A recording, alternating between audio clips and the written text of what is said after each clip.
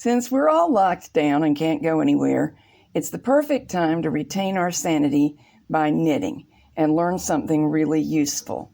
I'm knitting today on my favorite Kiss looms, and that is what I recommend for the project. However, if you can match the gauge using whatever is in hand, you can certainly knit along with us. What we will be knitting is an ordinary all-purpose hat that will fit most adults using 48 pegs. The emphasis of these movies is on helping new knitters get comfortable with all of the techniques involved, so we'll go slowly, step by step. Possibly for the first time in our lives, we have plenty of time, so let's do that.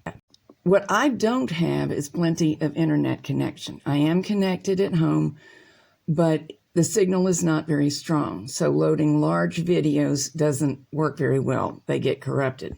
With that in mind, I'm going to do several things to make the file sizes fairly small, and one of them that will affect you is posting segments daily rather than one long movie. So I hope that will give you something to look forward to and to practice every day, and we'll take this project in bite-sized chunks. One of the issues that we all face while under quarantine is that we can't easily go out and shop. So I am using the materials that you most likely have on hand and making the pattern work for odds and ends. I'm going to use this hodgepodge of worsted weight yarns holding 2 strands together. I fully expect to run out of the darker orange before I'm finished and change the second strand to the white, and it'll be fine, you'll see. Adjust your loom so that 10 to 11 stitches fills up 4 inches, which is the same as 10 centimeters. It will vary a little bit with your yarn, and that's okay. If you look closely, you will see that I have not used washers, but you should, and this is why. I flip the boards around sometimes for the direction that Kelly did not design them to go, and it works for me, but it is not her recommended method. So please use her excellent videos on loom setup to determine how many washers that you need to put in place to get your correct gauge. So yes, you really ought to swatch, but since I know people hate it, here's another way.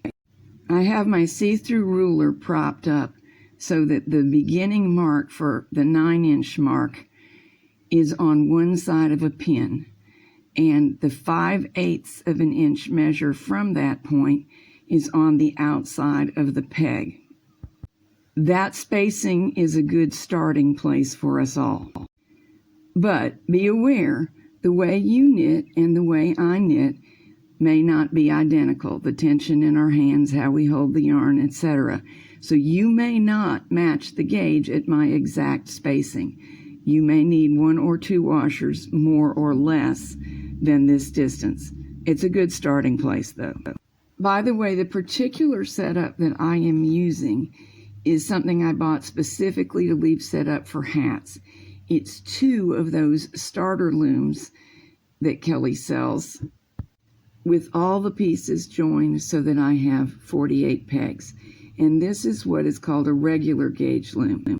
But you may use any regular gauge or small gauge loom as long as you get 48 pegs in the setup and adjust them out with spacing to achieve the 10 to 11 stitches per 4 inches or 10 centimeters. The setup does not have to be a perfect square. The yarn only knows that it's going around and around. It does not know what shape the loom is, so it forgets all about whether it was a rectangle or an even-sided square as soon as it comes off of your loom. In case you are looking for written loom knitting patterns, this is my Ravelry store, and I will remind you that I sell machine knitting as well as loom knitting patterns, and amongst loom knitting, some are double knitting patterns. It's all clearly stated. Just make sure that you buy the ones that are suitable for the loom you have. I've been as clear and as detailed as I possibly can in the descriptions. And digital patterns are completely virus-free, of course. So that's it for today. Do your setting up and swatching. Gather together your odds and ends of yarn and I will see you tomorrow when we will cast on. Stay safe and be happy.